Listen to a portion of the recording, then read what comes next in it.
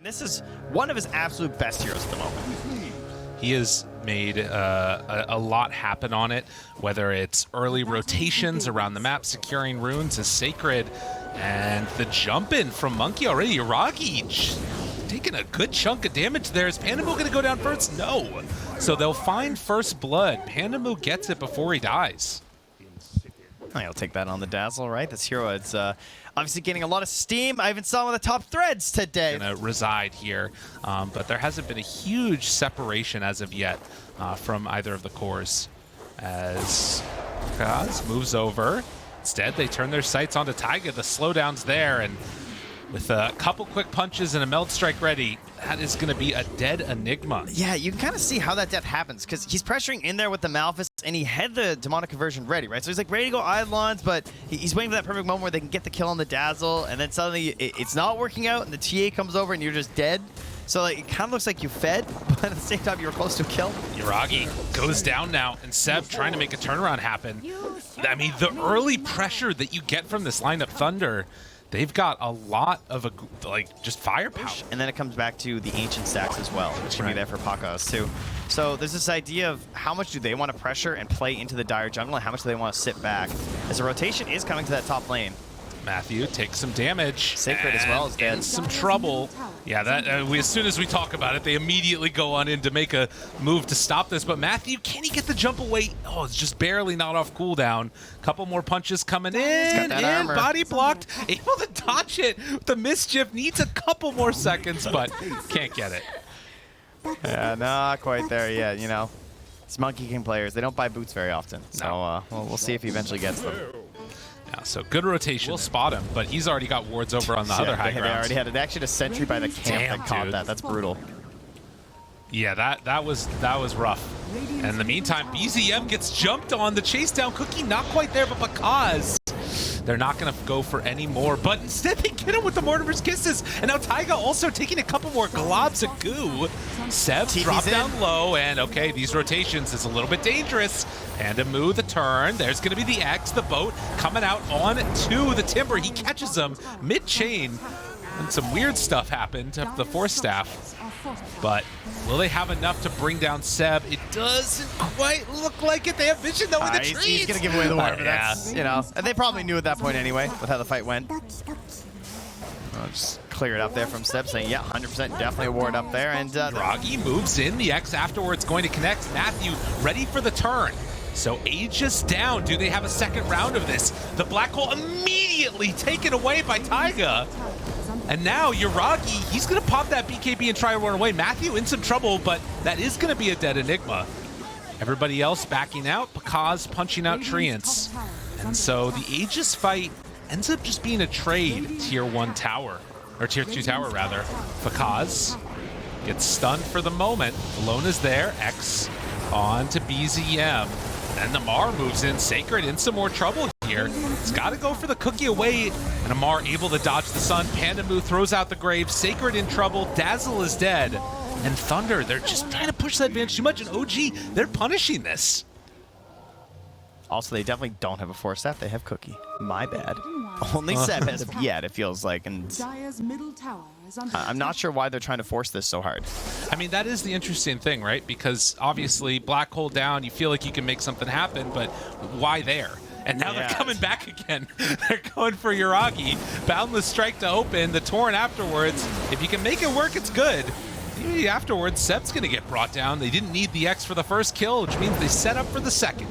Well, I mean, you know, they say play around your vision, so they just do that for like 4 minutes, and eventually it does pay off with a couple more kills, but we've seen this like global mobility that OG showed. No, if they can freely go into that, there is that trap still sitting around. And Pandamu? Oh, that's a great target.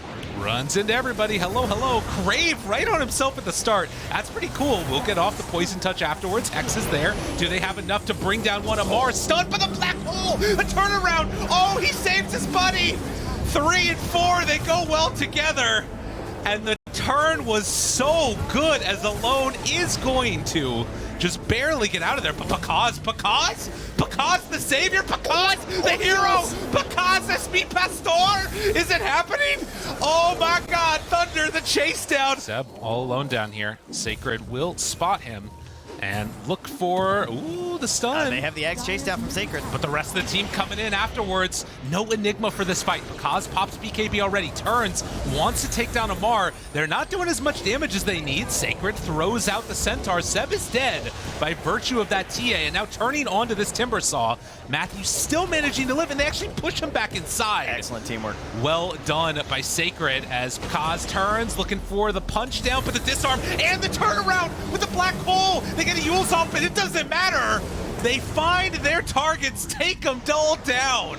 Oh, you're seeing the damage Taiga. issues. It's everything for the Templar Assassin. They just don't have enough. Like, they're trying to get through a mark. You know, same thing as the Ancients up top earlier in the game. Meanwhile, BZM gets hexed. They jump out. Taiga finds a target alone, drops the boat. It comes out a little bit late, though. Matthew, Boundless Strike to try and get some separation, but alone likely to fall here. And OG continue the pickoffs. They find the one to win the fight, and now they find the one that might let them go high ground. They don't have any buybacks on Thunder. Not a one. They were all in at that moment, and now even throwing the kisses just to try and clear this out. Yeah, and it doesn't even take down all the creeps. No, they got Creep Wave coming in mid. Yeah, I don't know about that one.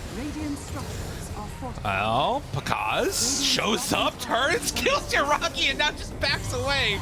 That's a BKB usage, so no Nature's Prophet. That's pretty good. Dude, these players, they are just all over it right now. But Sacred, he might be in some trouble. Seb moves on in, has the stun, but there's the Grave, jumps away, disarm is out. Sacred needing to survive this, but I don't know if he has quite enough left in the tank. Does manage to do a little okey-doke joke, but they catch him, and they will kill him. Has buyback on this Snapfire if they need it. Mar turns, gets the refract, and then from OG, when they all group together, they can find those black holes. Oh, it's some good Dota we got here today. It's a really cool use of the TA by getting this Agnums early. Like, building your strategy around that, and the idea with the Monkey King, too. Like, they synergize so well. And, of course, Akunka, who is building towards this utility more so. And that was a hero. Dude, all it takes is a second. Now Seb afterwards, they've got the X, can pull him back in for this if they want. Boat will connect. The disarm is there, but now they get the buyback. Everybody from Thunder needs to escape. Monkey King in some trouble. The Grave is out. Can the rest of Thunder get out of there as well? That's 2 gems. Oh no, Matthew, what have you done? They leave them both in the base. Pakaz as well. The instances are too much, though. Yeah, they got to be careful here. A good stun on the 2 to try and get away. That was pretty good. Taiga's way in the back, right? He wants to be the next level of initiation. TP out of there. Not going to happen. They find Panda. They got greedy. They went too far, and the buybacks punished them. And you know what? This gem is actually a really bad thing to give up, of course, because now you're losing all these projections, right? I see Taiga just running around. He's clearing up all these traps. Oh, they know. The projection's there. And a Torrent from up on the high ground. Alone, moves on in. Has BKB ready to go. Pops it now right at the start. Pakaz back in, looks for Taiga. They catch him though with the black hole. Do they have enough follow-up? The BKB was out, so he's taking no damage. Pakaz does not die in that black hole. Double buybacks, Dazzle and Sacred moving into position. Pakaz, the instances, trying to keep him alive, dodging away, hoping to escape. Can Sacred get there in time? They get the Grave.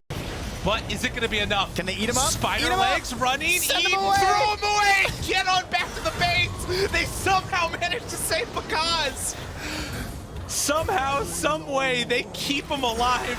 Sacred might pay for this one, but Monkey King, he's getting brought on down by BZM. Sacred in some trouble, hopes to get out of there, but it won't happen. I don't know if it's going to matter. With 3 dead, this could be, I mean, this should be Roche. It's a heavy cost to pay to keep your TA alive. They need to. Yeah, you gotta watch that leash, of course. Oh, yeah. Can't project out of that, I don't think. 5 seconds till black hole. And Taiga might just take a shot here if they need to. They sent Matthew way in the back. They shot him back there. Then he tried to jump to a tree to get to the back lines. And it's not going to work. Matthew goes down, and he doesn't have buyback. That was a risky play. They felt like they had to find something crazy, and crazy it was. Still chasing. Hex is there. Force Staff keeping him back. Taiga ready to go. Jumps in. He black holes them all. How do you find that? The refresher afterwards. Come on back for round 2 as Papa Taiga caught them all. They are gone. They do have buyback right now on this TA, but I don't know if that's going to matter as his whole team is gone. Into the fountain they go. OG, the story remains the same across 2. I was so upset because watching Thunder Awaken play makes you really root for them so hard. Like, you get excited for them. Like, oh my god, Picard is killing everyone.